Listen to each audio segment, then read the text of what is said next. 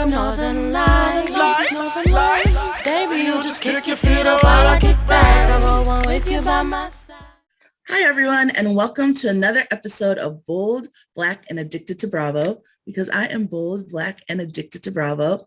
But as always, I love having fun conversations with other people as well. So I'm so excited to have Quin join me this afternoon. Well, it's this morning right now, but you probably see this in the evening. But we are going to have a fun episode, and we're talking about some father-daughter relationships in the Bravo sphere. But before we do that, we're going to let you know a little bit about ourselves and then play a game. So for those who may be watching for the first time, my name is Nyemade, or That African Butterfly, as I'm known on social media. You can mostly find me on Instagram, but I'm pretty much everywhere. And I do lives and shows with different topics and run a couple side businesses. So that's a little bit about me. And my guest today is Quin. Would you like to share a little bit about you? Sure. My name is Quin Lamar. I'm an actor and comedian. I live in New York. I also do a podcast called Know That, which is a Real Housewives podcast, because I am also, in my own way, addicted to Bravo. And I'm all over. You can find me on Twitter, Instagram at the Quin Lamar. And I'm just happy to be here to talk about this because I never get tired of it. There's always like so much to talk about in the world of Bravo. Totally. Which I love. But yeah, so before we get started, I have to make sure that we are card holding members by playing Black Card Revoked. So I have to make sure that you are on par for this conversation. That I'm not in disguise. Yes. Okay. Okay, so this will be, it's a mix of majority rules and like actual questions. Oh my God, I guess it's harder to do majority rules, so it's just two of us, but we'll still work our way through it. All right. Since it's Sunday morning, we're recording on a Sunday morning. I'm going to ask some church questions to start. What's the first thing they're going to ask you to do when visiting a new church? A, give offering. B, stand. C, come to the altar. D, say something to your neighbor. I think the answer is come to the altar. I'm not sure because I wasn't raised with church folk. Oh. I don't like that reaction. Well, here's the thing though too, is because like I was raised in church, but like a super white church, like okay, like I was the only Black, like our family was the only Black family. So it's like, I mean, I know what it would be at our church, but I don't know what it'd be at like a traditional other church. So let's like give offering, because all the churches want offering. Give offerings. Yeah. So is that what your church would do? Like have you give an offering? I mean, when you walk in, there's a thing like, so at our church, you walk in and you put it in. Oh, so there's no like basket that gets passed or anything? No. Okay. The few times I've gone to like, there's been like branches of my family who go to church and like, I don't really remember what happens, but I know there was a basket that was passed. Yeah. I know that didn't happen. So I remember the food. Speaking of food, where might you go after church service? Red Lobster, Sunday school, the buffet, grandma's house. I would say grandma's house. Grandma's house sounds good. For a while with my church, we used to have 2 services on Sundays. So we'd have like church in the morning, and then we'd go to lunch. Like people would take turns hosting people or whatever. And then we'd all come back for afternoon service. That's a lot of church. I was very glad when they stopped that. No, I was very glad when they stopped that. My family had like an unofficial church because, like I said, like my branch of the family didn't go to church, but I had a branch of the family who a lot of them did. And I remember their church had food in the basement, so that's where everybody would go eat, and the food was good. I remember that. But yeah. All right, who was Steve Urkel's cool alter ego? Stefan. You didn't even need multiple choice. Oh, no. All right. In Bonnie and Clyde, young Hove told Babe to look for him where? In the studio, cruising the West Side Highway, at Tay-Tay's house, or the Marcy Projects? Marcy Projects? No, cruising the West Side Highway. I can't remember which one. I'm not a huge Jay-Z fan, which I guess probably gives up my card already. I do like Nas though, so I hope that. Yeah, you can. That works. All right. The recipe for a good turn up is Crown Royale, Ciroc, Henny, Patron. Crown Royal. That's my choice.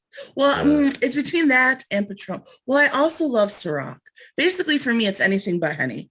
I had a little bit of Henny at my 30th birthday. Ooh, ooh. I No, don't thank think you. Hennessy tastes good. I know, like, Black people are known to like Hennessy. I've never been a fan. Mm-mm. Oh, I guess my card is in the question.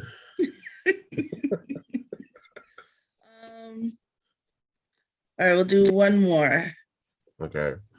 All right. What is the best song to lay your partner down to? Knocking the Boots, Say Yes, or Freaking You? Freaking You. That works for me. That's the Yeah. only one on the list I knew. Oh, I know them all, but Oh, like that's see, the one. see, your card is stronger than mine. But I think I just we're want everybody good. to know that was like just brought out on me like a pop quiz. I was not prepared for that. I got nervous. Oh, you did a great job. You did a great job. Thank you. I hope the Black people listening will feel the same way. They're not like groaning, like, oh no. Like, one of these. No, I think we're good. So we're going to be discussing today. The episode is called Papa Don't Preach. And we're talking about father-daughter relationships. Well, kind of daughter, because it's mostly housewives, but they're not all father-daughter.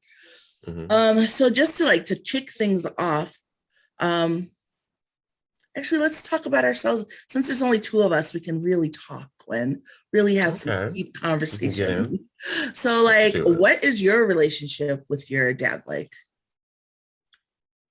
Well, my father recently passed away. Oh no! So not to bring everything down. My father passed away in April. It was really sudden. It was really sad. Still working through that. But I had a great dad. I have a great dad. He's gone, but I still have my dad in my heart. He was not perfect. We had some issues. I came out, and I like to tell my people that my father was a very big-hearted, not particularly enlightened jock. I'm not gonna say a dumb jock, but my father was a jock kind of with a good heart. And so there was a lot of stuff my father couldn't really get with, and there was a lot of parts of me that he couldn't really understand, but he tried. And so in my opinion, I had a good relationship with my dad, especially as a kid. I thought he hung the moon. He didn't grow up with a dad, so he put a lot of emphasis in being in my life, and he was there every day. So I also have a good relationship with my dad for the most part. Well, that's good to hear, and I'm so sorry I didn't realize that you recently had that loss. So I'm very sorry. Thank you, but it's made me closer with my mom, it's made me closer with my sisters and my family, and you still got memories and all that stuff. It's a very complicated thing, but hey, I mean, life goes on. Yeah. My relationship with my dad is it's newer. So I grew up with my stepdad, and that was a little bit tumultuous. There's some rocky years of my life there. Then he got the boot, which was good. And then I probably my late teens kind of started talking to my dad again. So I was born in Liberia. And then because of the Civil War, that's why I came to the States. But my dad has always still lived in Liberia with his wife and his kids and stuff on that end. So part of it, so it was nice because even though he was absent from my life, I never really had resentment about it, because I'm like, hello, there's a war. Hello, he lives in another country. So it's just one of those things where it's I never really missed it. I think now older, I'm starting to see areas where I sort of missed it more, because for me, I was always, because some people don't have dads and they're like, oh, I wish, I long for, but I never really had that. I was like, I don't know, I don't really miss anything I never had. And the pastor of our church we were really close, and they were really close to our family. So special occasions, they were there. So I don't know, I just never felt like I was really missing anything. Now that I'm older, I see it a little bit, just as far as my relationship with men and my ability to let them get close to a certain point before I'm like, nah, like, you know, which makes it a little bit harder. But it's just because I realize that I've literally like never had that deep of a relationship with a man because I didn't have a dad growing up. So it's very hard for me to be vulnerable and trusting with guys on that end. Yeah, that's what dads usually represent when you're growing up. Yep. So that makes sense that you have that now. So do you think that now that you're still in contact with him and everything, you're close to him, closer now, do you think that's something that'll help it more? Or? I don't know that is going to help it, only because like we talk more, but he's still very much like a stranger to me. Like he's like, thanks for the DNA, appreciate it. But like, thanks for the beautiful skin. Yeah, you know, but like other than that, it's like he's this man, and I know that he's my father. I know that he gave me life, but I don't know. I'm just not one of those people who's like, just because someone has a family title, I instantly feel a connection to them, which is weird because I was saying earlier before we got on this how like I wouldn't mind adopting, but I think it's different with kids. Like I instantly love children. Like it's very different. I do think it's different. And I also like as a person, LGBTQ person, I realize that family is not always the people you share blood with. You can make your own family. So that taught me about that because my family was always very much about blood and about all of that. And sometimes blood isn't there for you or let you down, and other people are family. So that makes me open to adoption. Plus I love kids. So yeah, so I don't know. I'm trying to develop a relationship with him, but it's hard too because like there's the age difference, and then there's the cultural differences of like Liberia and the US, and I'm very US and he's very Liberian. So it's interesting. So I think I need to like figure out the pathway to guys on like a different end. I don't think that relationship is going to help the other one. So for me, like the guy end, like knowing that I haven't had that, I just have to like just force myself to try to be more like vulnerable and open and all those things, basically like the way I am with my girlfriends, just with the guy. So I'm on a hunt for a good guy best friend. I think that's really going to be the only route to love for me, because friends to lovers path. Yeah, like compared to being like, oh, we're meeting purposely for dating and we're dating. Like first of all, I hate dating. It's so boring for me. But I think like in that atmosphere, not that I couldn't get to the point of being more open, but I think it would take me a lot longer versus if I'm in like, we're just friends. So we're just building a friendship. So I don't care as much and we get closer, like kind of like I do with my girlfriends. And then we fall in love and live happily ever after. And it's all good. That's the goal. Of course, I'm obviously not a woman, so I can't say that like how a relationship with your dad affects you as a woman and who you date. But as somebody who's, not involved, it's none of my business, I think that perhaps, finding a way to like get closer with your dad, however you can do it, could still help, because, in any relationship, there's going to be obstacles and like, there's always going to be a problem and something to get through. Yeah. And I don't think it's insurmountable necessarily with your dad. And it's definitely something you're going to have to do with your spouse or whoever you be close with. So maybe it'll be like a twofold thing. It'll like, you'll know how to work through a relationship with a man that you're close to, and it'll like, kind of like work both sides of it. That's just my opinion, but I don't. No, you're right. You're right. Yeah.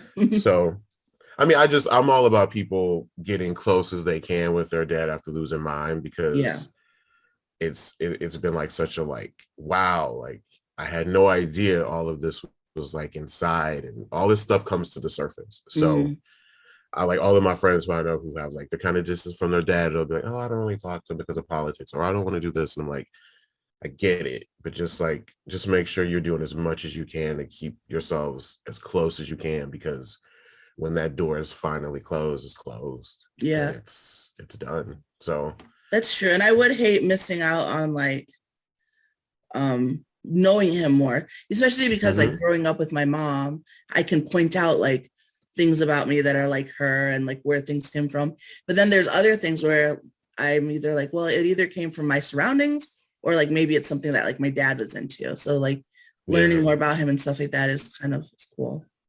So I think I would suggest however that makes you feel comfortable. If you could do that, I think that would be a good idea.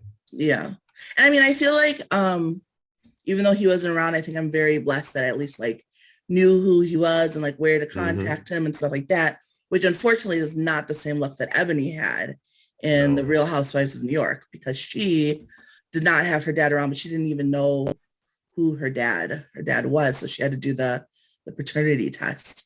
I can't imagine what that was like for her, both growing up and in that moment of doing it. On television. Like, that's a big thing to go through on television. And I kind of thought that maybe, like, I'm one of those people who I love to meet housewives moms. Like, I love to see who made this woman. So I would have loved to like see maybe a conversation with her and her mom about, you know, what's going on, but maybe, you know, her mother didn't want to be on the camera, or she wasn't comfortable. And then of course she lost her grandmother, so her mother had other things going on. But I would have loved to see that, to get an idea of, like, you know, what her mother thought about all of this and how she felt about it. But that is a rough thing to do. I can't imagine doing that on a show. I can't say I would have been willing to do it. So I applaud her for doing that. Yeah, to be so open, especially after like all the nonsense, especially like when it happened in this show where they were already dealing with all of that nonsense. Like, I'd be like, you guys have been dragging me through the coals. I'm not opening up to you about this very like sensitive topic. But I feel like overall people were pretty understanding of it. Like, I feel like it's the one area she didn't really, like, people didn't attack her too much. No, I think it's something that a lot of the women in that circle have their own like dad issues. All of them, yeah. So I think that's something that really is a commonality thing, and that kind of happens from what I know, from a lot of groups of women, friends groups have those things where it's like, you know, a few of them have issues with their dad or something. So I do have to say though, like on a brief feminist soapbox, it does bother me that like the Quin like daddy issues is seen as like a woman's problem. Like, oh, she's got daddy issues. It's like, yes, this person who is supposed to be representative of like her love and care either like abandoned her or hurt her or did something that has now like caused trauma and that she is trying to work through. But we put it all on the shoulders of the woman. Like, that actually bugs me. I mean, it really tracks when you think about how things are done. Like the fact that we make feminism itself or like misogyny like a woman's issue. No, men do that. Like, this is a male issue with how they treat women. Same thing with race. Race is a white superiority. Like, that's white people's problem. They do that. So it's like, that's not a black problem, but that's, people tend to blame victims. Often. Victim blaming, I agree with you. Real problem, but I definitely agree with you on that. Yeah, I would say though, I mean, overall, and we didn't get, I would have liked to know more about Eboni. I feel like we got to know more about her. I'd like to know deeper. So I hope she's back next season just to see, like, did it really impact the way she thinks? And just to learn more about her. I find her very interesting. Yeah. I love a second season for a housewife. I feel like most of them should get at least 2, except for Carlton from Beverly Hills. So glad she only had 1 because I really couldn't stand her. I actually didn't watch that season. You didn't watch that? So I don't even know who that is. And I'm pretty thorough on things, but like I missed I missed that one. That's one of the only seasons of Housewives I think I've never seen. No, you didn't miss much, honestly.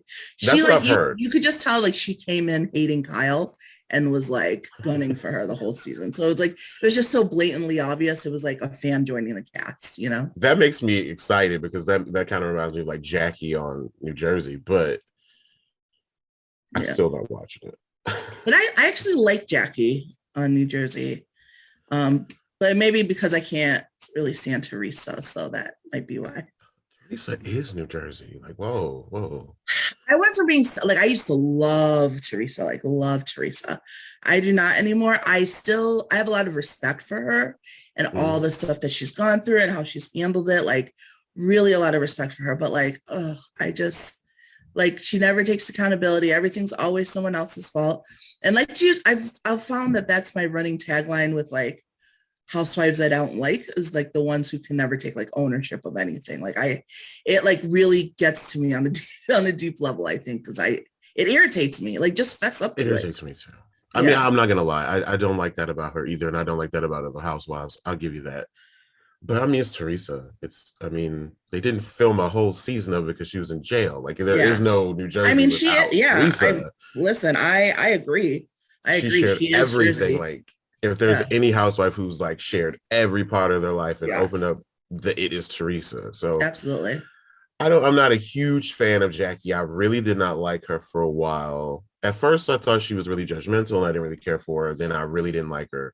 And then towards the end of the last season, I started to kind of see her in a different light where I was like, okay, I should be more open to you. So I'm Yeah. not gonna say I like Jackie, but we'll see what next season brings for her. I'm willing to see that. Open to it. Well, I mean, I'm open speaking to it. of New Jersey, though, so the interesting, and this is one of the few times where I actually like went to Twitter because sometimes I just gotta get it out while I'm watching it. I just gotta get out the thought. But Mm-hmm. the relationship between Jennifer, her dad, and her mom is very, very interesting to me because for those who may not have seen, so in New Jersey, there's Jennifer, and her parents are older. Her mom finally kicked out her dad, or her dad left because they were arguing or whatever, and Jennifer took in the dad. But as a result, like the mom doesn't feel comfortable like coming around anymore, doesn't want to talk to her. And Jennifer is all like, oh, just forgive him, like move past it. And I feel like it is so dismissive of the pain that her mother must have went through. Like, I cannot imagine having this man who I didn't even really want to be married to anyways, because wasn't that the thing, like they didn't want to get married? It was an arranged marriage. Yeah. Yeah. So, and the fact that he didn't treat her well, and I get that Jennifer's like, well, I didn't see fights, but like, you're an adult now. So look at it through the lens of an adult. Like maybe there was stuff that you didn't see, but like for her mom to like open up to her and say like, it was awful for me, he wasn't around, or he treated me poorly. Like, I can't imagine dealing with that for 20, 30 years. And then like, it's finally time to like bust free and to have your own kids then pick him, the man who was not around when they were growing up, to pick him over her. Like, I feel so bad for her mother. I don't necessarily look at it that way. Okay. I look at it like where I don't really blame kids for like loving their dad. I don't blame them for that. I know that it's a tough spot to be in, but I think this is a prime example of why if you argue with your spouse, you should never put the children in the middle, because it's a decision they should never have to make. Yeah. So I think that, I'm assuming he didn't really have anywhere else to go. So it's like, well, where does he go? Yeah. And he doesn't seem happy either. If there's ever any kind of like mutual divorce, I think it is Jennifer Aiden's parents. They both don't seem, because like he doesn't like her. He says that she treats him badly. Yeah. I don't know. We don't know. So I just think I get why that would hurt her. I totally get why that would hurt her mother, but I just think that it's like, I don't know what she would expect her children to do in that situation. Like, what do you do? Like, well, mom will be mad at me if I take you in, dad, so you can't be here with me. You raised me, you were there, I love you, but you can't. I feel like it's just a really bad, maybe it'd be better if like they moved him out of her house and like got him his own place. That's what I was thinking. Yeah, I think so, because I feel like she was saying that it makes her like uncomfortable having him around, which I can get. And like, she didn't go on the family vacation to see her grandson because the dad went. And I think like in situations like that, I feel like if I'm your mother and I raised you, and like, yeah, I get that that's your dad, but he also, she said wasn't around as much. I just feel like in that situation, I would want the kids to say, if one of them can't go on vacation, like it would be dad. You know what I mean? Like if we're taking a vacation to see my grandson, I would want my kids to, I don't think you should make kids pick sides anyway. So that's the crux of it. It's a horrible thing to make them pick a side.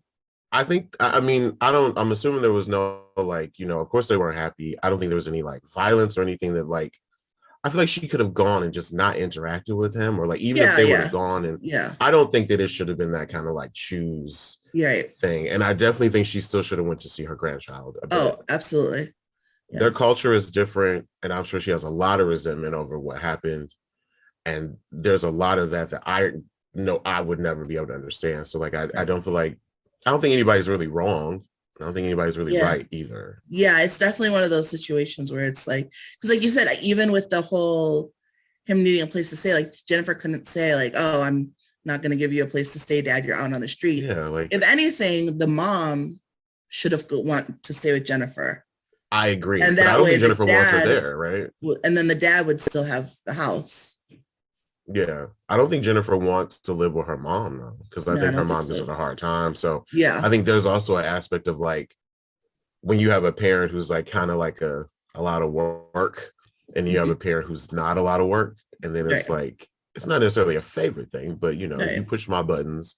For me, it was like both my parents pushed my buttons, but my father pushed my buttons probably a little bit less because of his personality. So yeah, I get that part, but I think the fair thing would have been like, okay, us kids, let's get him his own place. Yeah. And we can drop by, and that way mom can still come see us, and there's no whatever, and we can drive by and take care of him because he's getting older. He looks like he probably needs to have somebody take care with of him. Yeah. So like we can drive by and do that. They have enough kids. They should be able to work that out. You Yeah. know, it's like that Dolly Parton quote, like it's funny how a mama can take care of 10 kids, but 10 kids can't take care of one mama when she gets older. Yeah. So it's true though. And it's unfortunate that happens. I just feel like the mom is really just sick of everyone's shit. Like she has lived this life, taking care of these kids, being married to this man that she doesn't want to. And like, she is over it. And so she doesn't want to budge on anything. And she doesn't want to like, and I think that sometimes people get to that, like where you've had a whole lifetime of looking out for everyone else and giving everybody what they want and compromising and making yourself smaller. And then you just get to the point where you're like, I'm not doing this anymore. Like I'm going to put myself first. The horrible thing though, is that within putting herself first, she's also still hurting herself because now she's missing out on time with her family. And isolating herself. I think another facet is that she also delivered. Like culturally, she delivered. She raised these children. They got married. They're successful. In their culture, she did what she was supposed to do. So I think that's another aspect of like, you know, okay, what about me? Yeah, and I also think that like with, so I've noticed with guys, like it just feels, I'm trying to say this and not sound man-hating. Well, I'm gay, so I'm like half. I'm half. Half, yeah. I see both sides usually. It just feels like it's almost not fair that when you look at so many relationships and situations where like they've been married like a really long time and they're older, it's like you'll talk to the wife or you'll talk to the people and this man will have spent like the good portion of their years, like their 30s, 40s, whatever, driving this woman insane. Like sometimes they're cheating, sometimes they're absent, like just whatever, still being very like selfish and doing what they want while the wife is like raising the family, doing all blah, blah, blah. And then they get to like this later stage in life where they can no longer run in the streets. And then they're ready to like settle down with their family and be the like the family man because they've gotten their free time, their free time out while the woman was trapped. And then, so I think like in a lot of those situations, sometimes you have the woman who's like, great, thanks. Like, let's settle, like, let's do this now. And then I think sometimes you have the woman who's like, forget you. Like I wasted all of those years while you had your fun and now you're ready to settle down and I should be settle down with you, like forget you. And I feel like this is kind of more like that situation. I think that could be true. And I think that's pretty common because like when she was talking to, in that scene where Jen's mom was with all those other mothers, none of them were with their husbands. Right. Like they all lived apart. Yeah. And I think that could be also part of, you know, when they were moms and when they had to raise kids. And like you said, what the norm was of, you know, because like these are, I mean, I don't know how old. I think it's a cultural thing with Jeide. Yeah. But the other housewives are a bit older. So I think their parents were a bit more old fashioned. Whereas I think people like parents, my parents' age, it was a bit different than that. Because like, you know, both of my parents worked. They, you know, it was a different. It was different. Dynamic. I just feel like, and it's also part of why I'm in like my 30s and not married. I just feel like even when I would talk to like older couples, it was always like, I don't know, like as much as people push like marriage and staying together forever, I feel like when you talk to the people who have been together forever, like, yeah, marriages work, but like, they'll always be like, and the infidelity and the blah, it's like, if you really want to make it work that long, like you just have to like get that you're going to have like these crappy times, or like the person might cheat and you have to ignore it to stay with them forever. And I don't think you should have to. I think that's why our divorce rates are so high now. It's not because suddenly people don't understand the value of marriage. I think it's because suddenly people stop taking crap. Like, because when you talk to the older couples who have been married, they stayed married through that stuff versus people getting divorced now.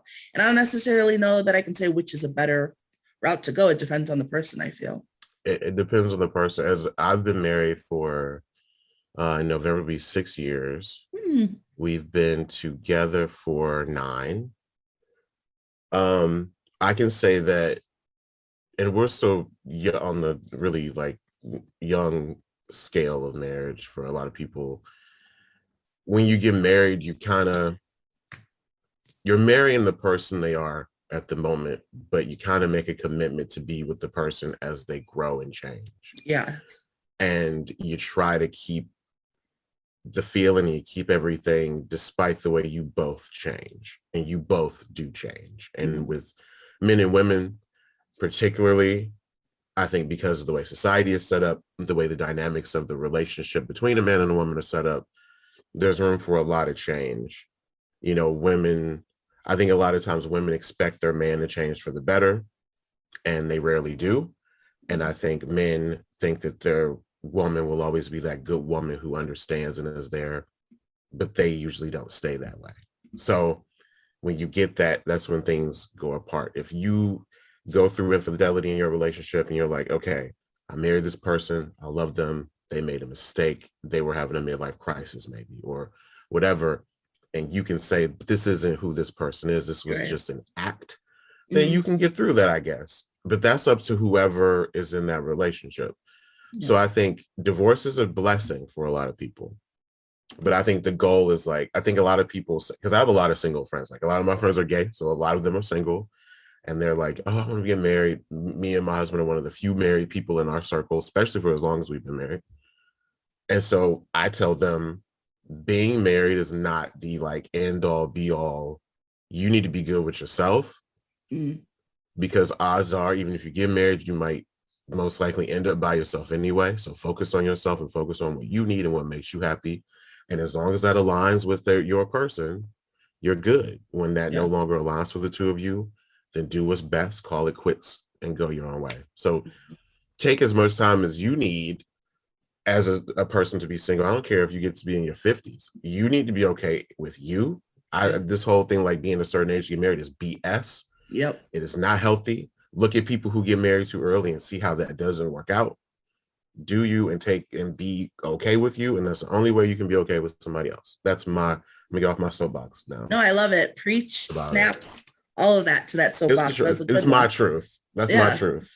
No, and it's true. And I do think that is one of the biggest things is realizing that you're not just with the person for who they are now, but that you have to deal with their growth as well.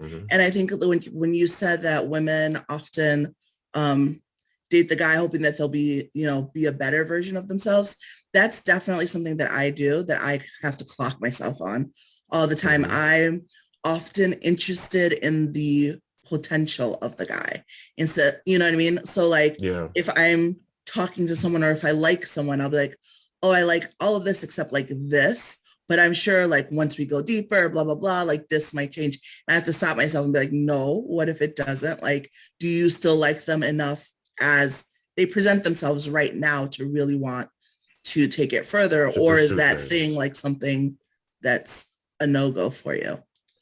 So my question would be, how would you feel if, let's say there was something about the guy that you didn't like, and it was something that he was willing to honestly work on, although he may never get it 100%. Would that be enough? It would not.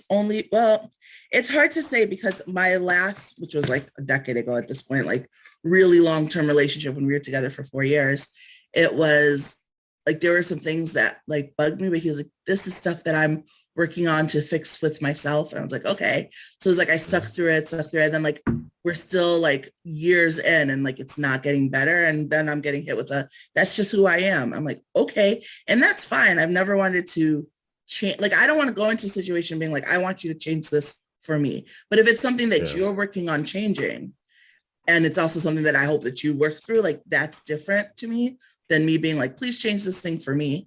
But he had made it seem like it was something he wanted to work on. So I was like, okay, I'm with you through that. But then it never happened, and it ended up being one of the things that led to our breakup anyway. So now I'm very hesitant to be like, yeah, he's working on it. Like, and that's fine if he's working on it. I just need to make sure that I like the person entirely as they are at that moment without the change, in case it doesn't happen. That's a good way to look at it. I do know that. I know personally that if I was to be single again, and I can't even imagine that. I was talking to a friend of mine. It's rough in these streets. Single. Don't do it. I hear it, but it's like I was talking to a friend of mine, and he was like, he's single, and he's like going through his, his romance ups and downs, and like I talked to him about it. And I was like, I said, I referenced something about me being single, or when I was single, or I was like, oh, when I was single, I would do this. Mm-hmm. And he was like, I can't even remember when you were single. He was like, I can't even remember what you were like single. And I was like, it stayed on my mind for so long, because like another part of marriage is like, you don't want to lose yourself. So then it was like, I was like, damn. So like, is that bad that he doesn't even remember? Like, I almost feel like he was like, what I heard was, I don't remember who you are. Like that's what I know that's not what he meant. So like what I that's not really exactly the point I was going to make, but I was saying that if I was single again, I would be open to somebody who was changing something, but it would have to, I guess it would depend on what it is. Like some things are deal breakers. If it's something that I really don't like, but I could, like you said, if it didn't change, I could still deal with it, then yes. So I guess you're right. It should be something that you should accept as not changing. Right. I think you're right about that. Thank you. Speaking of, though, just like relationships changing, I think that having to care for a parent is a big deal. So like, we talked about Jennifer taking in their dad, but Whitney in Salt Lake City has a father with an addiction issue. And so I can't imagine the impact that that's had on their relationship, both her and her dad and her husband. And I think the hardest thing when dealing with someone with any type of addiction is like, where's the line between like loving them and being there for them and being an enabler? And especially when that person is your parent. It's very difficult. I have experienced, my father was an alcoholic, and it partly led to him not being here anymore. And that's a very difficult thing to deal with, So that part, that instantly made me really connect with Whitney. Like from the minute I started and I saw that, I was like, I get that. You love your father. You sometimes don't know where he is because he's on a bender or whatever. That's very difficult. I think because like in a way, you're always like that little kid, like, if you love me, you'd give it up. Like if you love me, you have to learn that that's not the truth because they're sick. But I think, and I see that in Whitney. I see like a little bit of, she wants so much for her dad to be well. And I know what that's like. Mm-hmm. So it really endeared me to her. It's difficult. It puts a strain on your marriage. That's not usually what people sign up for when they marry somebody. Yeah. And it's not just like the financial, because I know for Whitney and her husband, it was a financial aspect. But it takes a toll on you emotionally, and anything that happens to you emotionally takes a toll on your marriage emotionally. And luckily, my problem with my dad wasn't like that. Like he wasn't, I don't want to say that bad. He had his issues, but it wasn't like that. So for her, I can't imagine what it's like for her to love her dad the way I know she does. And she has no idea where he is. Like, I still don't know if she knows where he is. Oh, since the last time, right? Because I know I haven't heard anything else. Checked himself out of rehab. Was it, or like they had wanted him to go back? And it's so sad. Like I feel so much empathy towards people who have to deal with addiction. And I think it's unfortunate that so many people don't understand the disease that addiction is, because I feel like they're busy on the front lines of it, right? So they're busy seeing a person make a bad choice. And that person made a bad life choice, and that's led them down this road. So this is all their fault. And I think that that's just the mentality most people go through. When really it's like, yes, that person made a bad choice. Absolutely. But now they're in a space where it's like almost out of their hands. Like once the addiction, it becomes a disease. And like, yes, you can control it, but it takes a lot of work and it's not that easy. I feel like people don't give them enough empathy the people that are No, dealing they with don't. addiction, which is really sad because I hope no one really ever has to deal with that. And I couldn't imagine on Whitney's hand because like I dream of taking care of my mom. Like she's one of my biggest reasons why. I push because I want to like retire her. She's worked so hard, she's done all that stuff. But I think that's a very different taking care of your parent than like taking care of a parent where like they are truly dependent on you. Like I want to care for my mom, but like I also still have her as a mom role. Like if I need something, if my world suddenly crashed, I could still go to my mother and be like, Mom, you know what I mean? So she's still available. And I feel like that's very different when you have a parent who has an addiction who you're taking care of, because it's not, oh, I'm just making their life better. It's like this person needs me. They are reliant on me. So like the psyche of the father-daughter relationship, I'm sure it would be difficult in that type of situation because you're their caregiver. Which kind of changes regardless anyway. Like eventually you're going to end up taking care of your parents because it's going to go there. I think for Whitney, probably I would say me too, it happened a bit earlier, which is a little unnerving because it's never like the moment that you realize that your parent needs you in that way is it's scary. I equate it to the moment that we all have when we realize that our parents don't know everything. Because I remember that moment, or like the moment you realize that your parent is a human. You're like, they're literally no different than the people in your high school class. They just had you.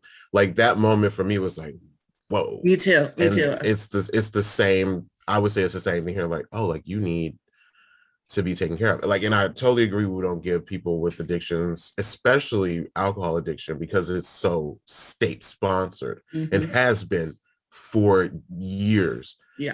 All of nightlife is alcohol. So many things that we do is alcohol, and we're like, oh, it's a failing of them. And it's like, no, like this is, and in my dad's case, he was a generational alcohol. I mean, like he inherited it. So my grandfather was a alcoholic too, who turned his life around. But that's good. I mean, that's great, but it still lingers, and it's not something that I deal with.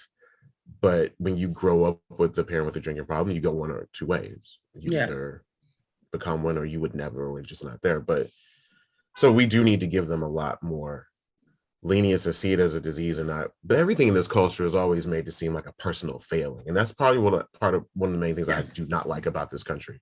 Yeah. If you're poor, it's your fault. Even your color, everything is a personal failing of you, and it's nobody's fault. And I hate that. Yeah, I do too, especially because there's so much systemic issues and things that are so far past beyond you. But I think that people, it's weird. It's like they have to say that it's like the individual's fault so that they can't acknowledge that like some people have less and some people, you know what I mean? Like, I think some people really have a problem saying like some of the benefits in my life were not due to anything I did. It's just like a benefit. And I do all the time because I grew up in the suburbs. I'm like, listen, I have like suburban privilege. Like there are things in my life that I just like never had to worry about because of like how I grew up. And it's so funny because I was on my Instagram stories the other day, I was talking about fall and I was like, fall is my favorite. I was like apple picking and hay rides and bonfires. Just as basic as you want to be.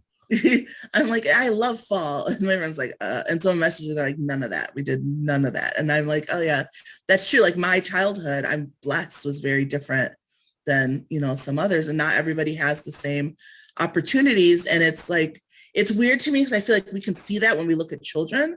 But then the minute those children become adults, it's like, oh, well, it's your problem.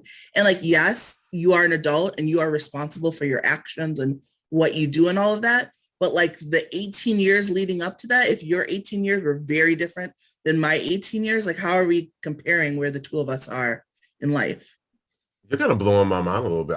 Because I grew up similar to you. I love fall. I never thought that that's why I would love fall, because, that's time that I remember, riding the school bus and looking at all the leaves and going to like, I'm from Michigan. So like we would go to like the cider mill and we would, and we would do stuff like that. And wow, like I didn't think that was, you're absolutely right. I never thought about that.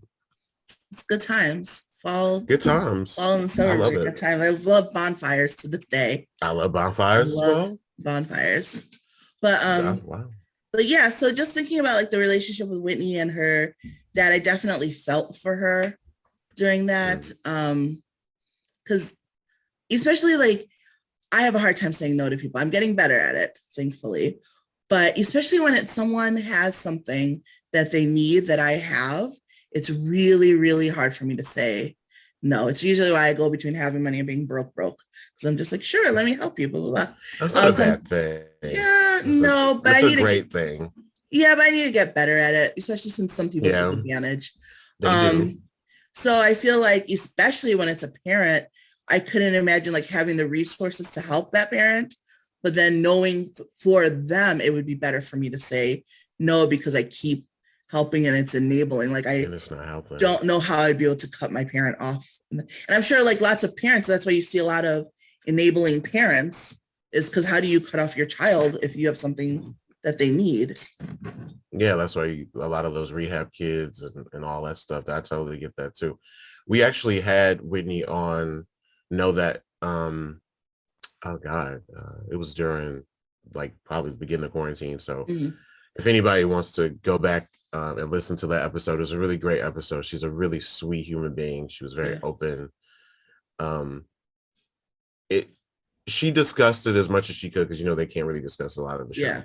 So she touched on it on a personal note, and you can see it, like you can see in her face, like how difficult that is for her, and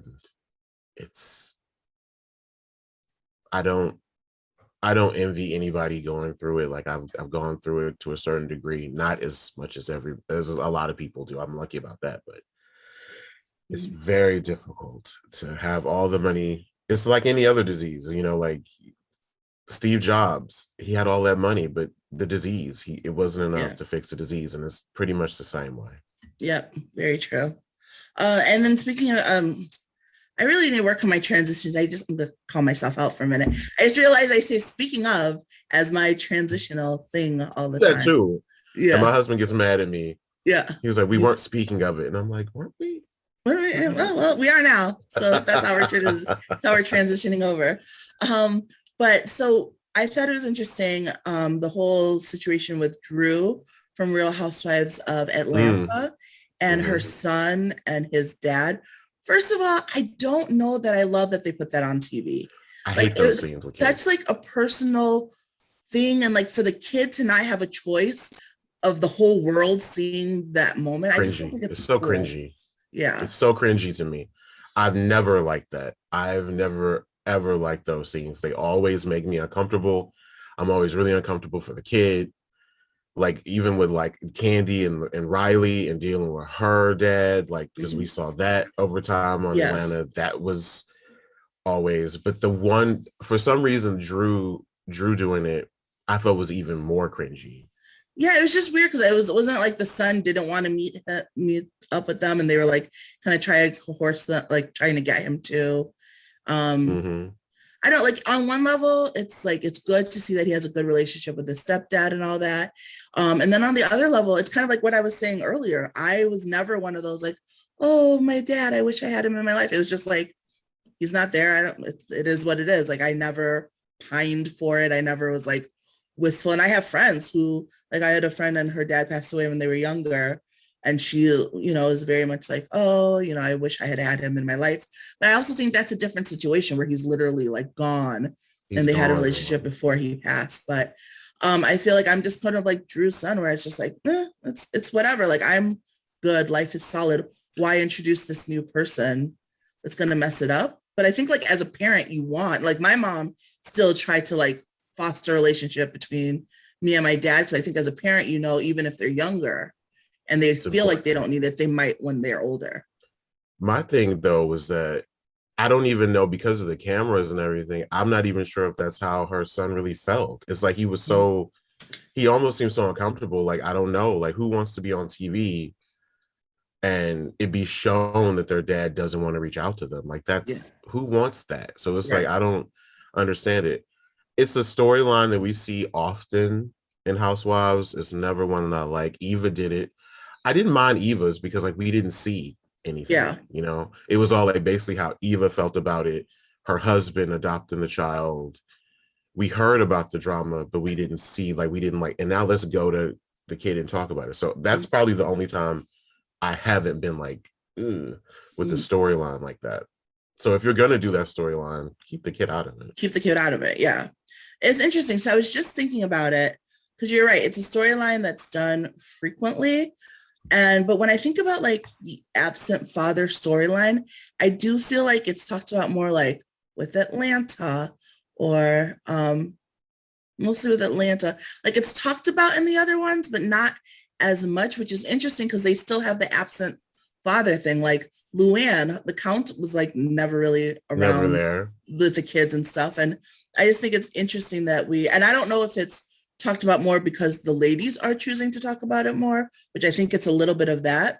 But I do think it's like interesting that we help to push that, which is actually a wrong negative and stereotype that Black dads aren't there for their kids. It's actually statistically that they're not often married and in the home, but they are actually just as hands-on with their kids as other races. We just have all been told, and then it's just shown in media more like the Black dad's not there, the absent Black dad, which is not the case.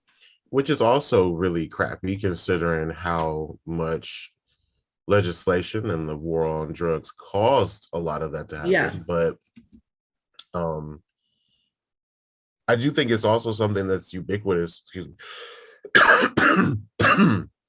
with everybody, you know, including Black families. But then I look at all the Black fathers who are in the Bravo universe alone. Like, you know, you have Juan, you have all the married in medicine guys, they're great. All the married medicine guys, like Todd, who's not, you know, he's not like Riley's birth dad, but he is Ace's and Blaze, and he has his own daughter. So like you see that these men are not necessarily married, but you see them taking care of their kids. Yeah. I think that's good to see because that's the truth. I believe what you're saying is absolutely true. I can't say that that's, who knows? I don't know if that's like them doing it on purpose. I know it's something that women go through, and maybe that is something that the women want to show because it's like it connects them to other women watching. Yeah. When you're not in the home, I do think that even if you are like a hands-on dad or whatever, I think not. Like I know that I was lucky that my dad came home every day. Like I knew that every day my dad would be home for dinner. My father, there was never a time when my dad was not in the house. So I know there's a benefit to that. And if you're living in a family that's like, you know, not together or blended and the dad's not in the home, certain things are going to fall through the cracks inevitably. So I guess let's talk about that. So I would choose to believe that that's why, rather than like the, you know, stereotyping it, but you're not the first person I've heard bring that up. Actually. Yeah. Well, I do also like, and I check myself when I have moments like those, because I'm like, well, is it that they're highlighting it, or is it that I'm more sensitive to it, so I notice it more?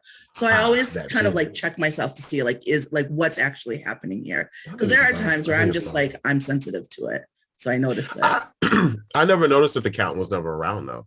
You're right. Yeah. Like I don't. Yeah. So there may be something there. Never noticed that. Yeah. But maybe if you're rich and you just don't have time for your kids, that kind of neglect is okay. Well, it kind of is like, that's how it's portrayed. Like, oh, they're just so rich. They're traveling. They're doing their things. Like the nanny will take care of the children, which is interesting. I actually, so I don't know if you're friends with Kendrick, but he has reality housewives too. Sorry if I butchered your podcast name, Kendrick. But he lets reality and comics too now, right? Yes, reality and comics too. Yes.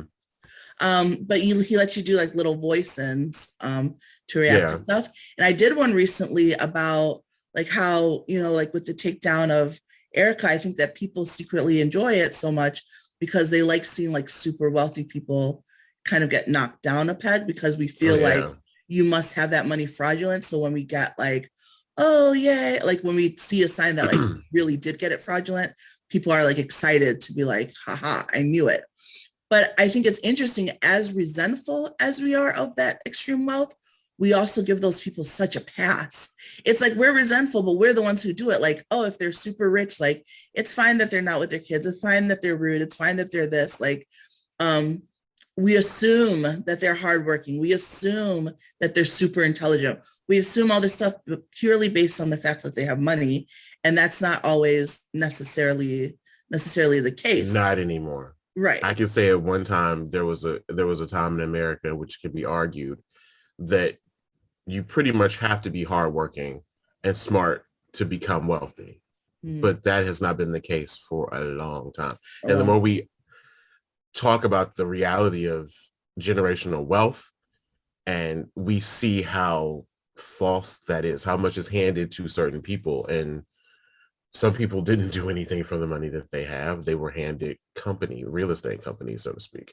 I mean to say, and we see what they do with it. We see that they're nothing but like brats. And so, right. But people will say like, oh, they have money, so like, let's let them get away with it. So it's interesting that a lot of like behaviors and things that people will rake poor people through the coals for, if they're wealthy, it's okay. Like if a poor person isn't spending time with their kids because they're, working too much, or, doing all the other things, like you should be a better parent. But a rich person, because they can afford to have a nanny look at it, like it's totally fine that they neglect their kids. And I just think that that's interesting. Like, I just feel like more and more like America is just so worshipping of money. And like the minute you have it, like you have stature and you mean something and you're something, and like, it shouldn't be that way, but it so much is. It's so much is that way. And it's such a myth. The fact that there's like two kinds of kids in this country, the kids who are so rich, their parents aren't involved, they're not at parent teacher night, and the parents who are so poor because their parents are working like double shifts and they can't leave work, and they're not at parents night. And what you have is children who are neglected for the same reason with varying results. Yep. And that's a terrible thing. And we live in a country that has always glorified wealth, thanks to, a lot of things. And then Disney didn't help. Disney teaches us like princes and princesses and rich people are good. You could do a whole episode about how Disney messed us all up. How Disney messes up about love, about being wealthy. They taught us this lie that, because if you look like back in the day and you watch like old movies, rich people were bad. Like they were always like the villains. Well, see, and that's the other thing too, is like, how do we all watch the movies and get the villainous aspect? But then when presented it with a real life, we're like, oh, that must not be how it really is. This person must be great. No, he's a good rich person. Like, no. We've pretty much gotten to the point where you can't get rich by being a good person, which is why I think we keep having all these legal issues on housewives. Like it's to the point now, to get this level of rich, you have to do illegal stuff. Yep. And when you're in the spotlight the way they are, people see it. And so, if they had never done the show, Teresa never would have gone to jail. That's the thing. It's like you did it to yourself. Like your greed is what you got you there. And that's why I watch it, and I, like everybody else, like, wow. It's amazing. I still want to be rich though, but I promise I'll stay good. You'll be a good one. I'll be a good one. Me too. I'll be good too. Yes. I'll be like one of those, like, I want to be like a Dolly Parton type rich, like where I like do good things, and like she just gives back a lot. And there's a few people like that. Like I think like the author of Harry Potter, and I reference her because that's my dream, is to be a New York Times bestselling author. But like she never got to like, I think, billionaire status because she donates so much and she gives away so much money. And for me, it's like, why not? Like how much money do you really need? And I think like people really like, I don't understand. I don't think people get how messed up it is that we have so many billionaires right now. Like it's actually like such like a problem, because to have that much money, I understand we have completely derailed from Papa's, but it's okay. Yeah. we'll bring it back again soon. We'll bring it back. So Daddy Warbucks. No, but so like I feel like to have like that much money, I think like people don't really understand how much money a billion is, and like really don't understand like how you can't even spend it in like 10 lifetimes, and that's 1 billion. And we have people with multiple billions. A lot of it's net worth, not necessarily what's in their bank account, but still like I feel like more people should be on the level of like J.K. Rowling, where they're giving away, because you can give away a lot of money and still be rich, very rich. And after a certain degree, having so much money, there's not a big difference between what you can get, like so it's not, that's why I looked at it. But for me, it's like, yes, I do think giving away money or being generous is a good thing to do regardless. But Of course, it's better if you have more money. I study psychology. Greed is a real problem. It is a real addiction. It is America's first addiction. Facts. And there's a reason why it's not allowed to be studied. Like you can study alcohol addiction and you have an official, complete assessment of addiction to drugs, to pornography, there's all these things, and you can look at it and it's in the DSM, you can see it, but literally they will not let the American Psychological Association study greed. Like it's not a thing. I mean, it makes sense because it's a problem. But you'll see that too with people, and it's like, how much do you need? Like, don't you want to just live? Like for me, like when I think about making money, it's because of how money will help me live. It's not because I want to live to make money. I want money so I can travel. I want money so that I can be with my family as much as I want and not really have to think about it. Like I want money to live, but it feels like some people literally just live to make money. They want money just to have money. And I remember when I was like studying in school, we did this thing where I had professors who were very liberal, and they talked about the fact that greed was a problem that we're not allowed to address. We're not allowed to diagnose it in the way that we should diagnose other, addictions. And so they had like us play Monopoly, and, we like studied that. And like, the more you win at Monopoly, the worse you act. You start talking mess. You start treating people like crap. That is the way money works in real life. The more you have, after a while, you start to resent people who don't have it, and you don't want them near you.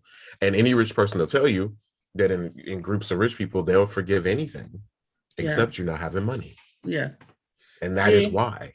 And it's crazy. And it's funny too, because I'm always like, I hope that as I get successful, that my friends are successful too, for two reasons. A, because I would like their dreams to come true as well. Actually, for three reasons. A, I want their dreams to come through as well. B, because I feel like it's more fun entering like important rooms when you're doing it with your friends than a bunch of strangers, like people you can trust.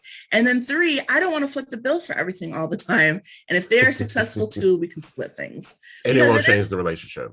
Yeah, because it is hard. Because I've worked, like, not that I'm like, oh, I make so much, but like I've definitely like worked my way up in like the company and where I can. So like the things that I can do are a little bit different, and it does hinder what I can do with certain friends unless I know I want to pay the bill, versus like other friends where I know like it can be like, hey, let's do this and we're just going to split it, and it's totally fine.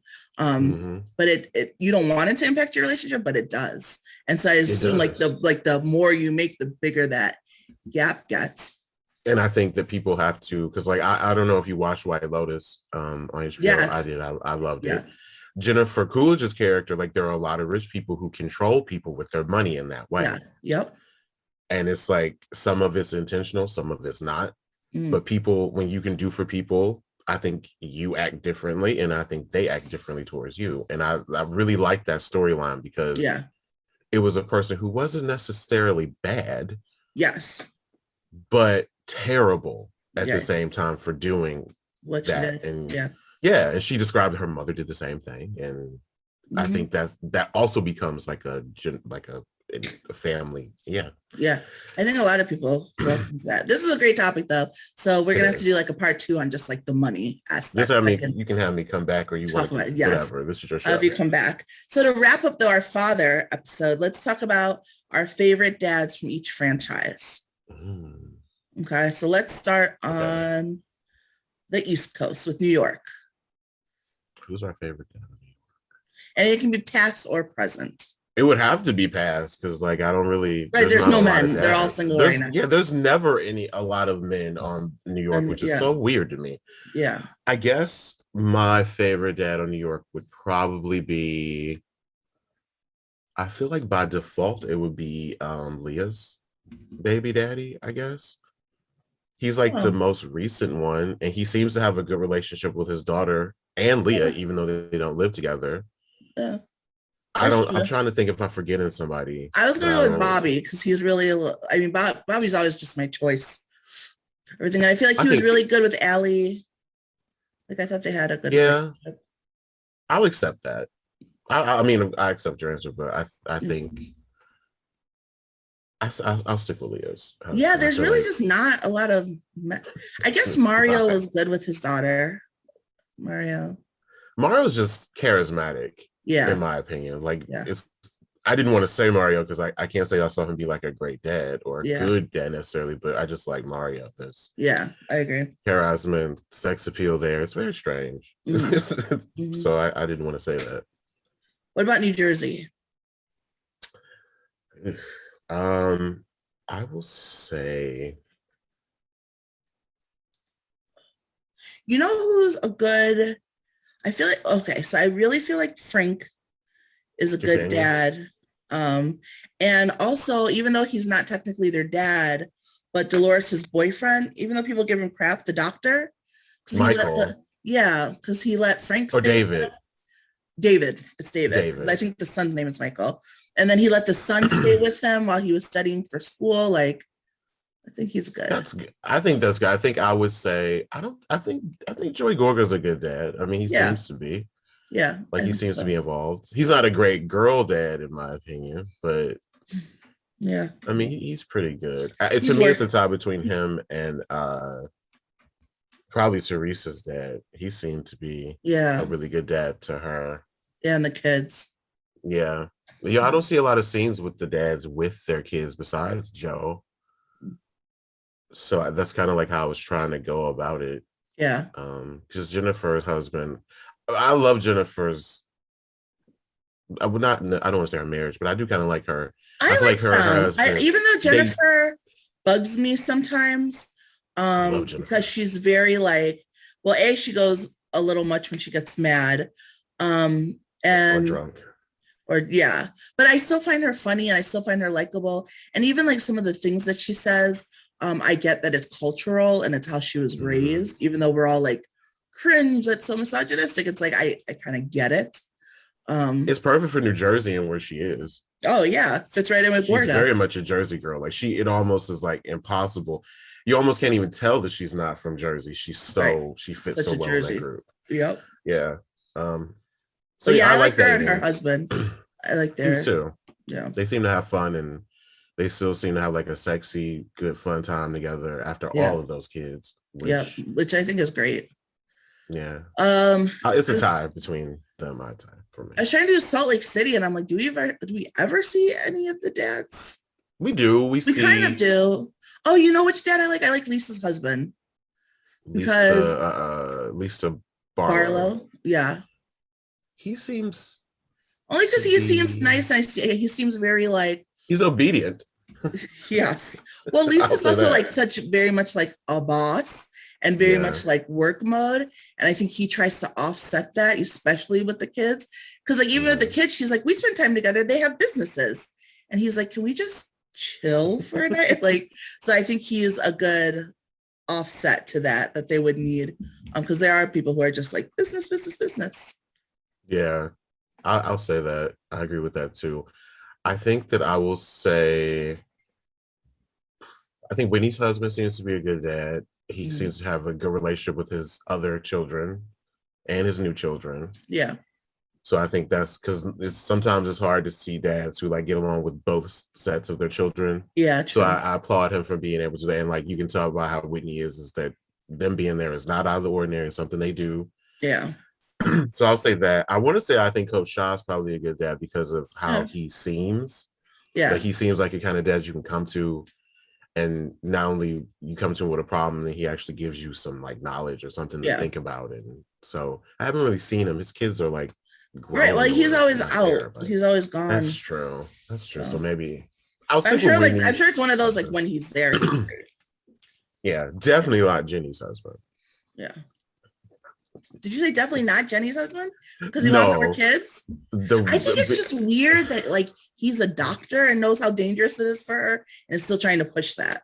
and I think that being a good dad is part of how you treat your wife in front of your kids, and Yeah. that is why he is not in the running for food. Yeah.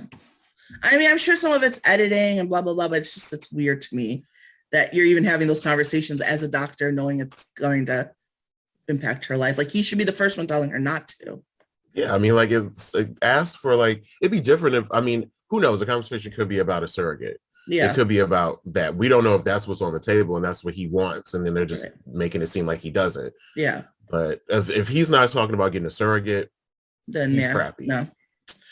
What about Potomac? I feel like Eddie's a good dad. Eddie will probably be at the top of the list. Yeah. I'm trying to think past and present. Pretty much. I think Chris was good. Monique's husband, Chris. I think he. Yeah, that's what I was gonna say. I thought he was good too. He was definitely good to Monique, and like I said, I think that's part of. Right. I was raised by my dad that's a part of being a good dad. You have to show your children, especially you show your daughters how a man should treat you. You show your sons how they should treat their wife. Yep. So I'll say that. I agree. And then Atlanta. I liked Greg. R.I.P. Greg. R.I.P. Greg. Like that is so. It's life is sad. It's like I feel like we lost like such a big piece of Housewives history. Yeah. Weeks. And it's crazy too. Like when I know people who don't watch reality TV don't get how people can be upset about it, but it's like you literally have been in their life for like all of these years. So even though you don't know them, like you know them, like you feel like you know them more so than like. And people feel connections with TV actors and movie stars. Yes. And that's not even like real life. That's not even them. People are watching their real life. Like, of course, like, I remember because I used to watch The Challenge when, now my name's not Demi.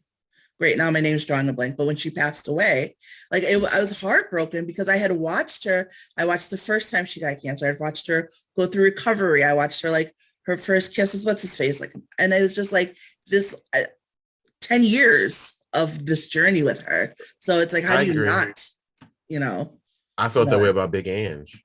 Yeah. Like I was Bob like, Wives. Yeah, that was hard. I couldn't believe she passed. I was like, wow, I didn't think she would. I thought she beat it. And that's it. So yeah, these people are who they are portraying. So yeah, that makes sense. Yeah. I felt when I heard about Greg, I felt like an uncle of mine had passed away. Like, like a uncle by marriage, but you know. Yeah, like you're close, but not close. Yeah, I'm not close, but it affected me. I'll say Todd. Yeah, I was gonna say he would be my next one would be Todd. Like, he should work on talking to his daughter a little bit, but yeah, I think for the most part. Ooh, and I liked Cynthia's baby daddy. I really like him. Oh, Leon? Yeah, Leon. I mean, it was Leon. Everybody loves Leon. Yeah. Everybody loves Leon. Yeah, I liked him. I love his message to her. His sexy message to her. I don't really watch OC, so I don't really have an opinion on OC. I don't watch OC either, so we can let's skip that. I don't know who I'm talking about. Beverly Hills. I have to go way back to the first season because that's when I watched OC. So it'd be like the Keos, and I don't even think he was that great of a dad. So we can skip it. Skip him. Beverly Hills. I mean, obviously Mauricio. Given. Love Mauricio. I'm trying to think if there's any other dads that really stood out. I like PK, but I don't know if I would say as a dad. I just really enjoy PK. He cracks me up. Didn't used to. PK definitely grew on me. His first season, I was like, who is this dude? But he's grown on me. And now I'm like, you're so funny. I'm like going through Which, on a side note, I kind of love that about reality TV shows and like myself. Like, I like when people grow on me. I feel like a lot of times people act like they're stuck feeling however they feel about a person. And I like when I can see their growth, and also B, when I can see like my growth change how I view them. Like, I'm always like, oh, look at us growing together. Now we're cool. And it's like that in life with people too. It is, like, but I feel like it's harder in life sometimes. Like people, it is harder because the circumstances have to be like so right. Like you can know somebody and like, oh, they're okay, and then you can have like a really good conversation with them at a party, and it's like, I really like them now. Like, I've known them for like 5 years, but now we're like really cool. Yeah. So I will agree, and I will also say, Mauricio. I can't think of anybody else. Like I feel like, of course, there's a lot of divorce in Beverly Hills, so I'm gonna stick with Mauricio. Yeah, I'm gonna stick with Mauricio. I was trying to think of like housewives that have like come and gone, but yeah. I mean, no, not Adrienne Maloof. I wouldn't say her husband. I wouldn't say, definitely not Taylor. Rest in peace to him and that whole situation. Yeah, there's not a lot to work with there. Like Ken is probably a good dad, but Ken seems like he would be very much like a European rich dad, like which is like not that hands-on, like go to your mother. Whatever your mother says. Yeah. Like I'm sure he's a good dad. Yeah, exactly. So that's the way my mom was. So I love women like that. It's like I can relate. Yeah. Well, thank you so much for joining me. I have enjoyed it. I know we veered off a little bit, but I loved all of the branches of this conversation.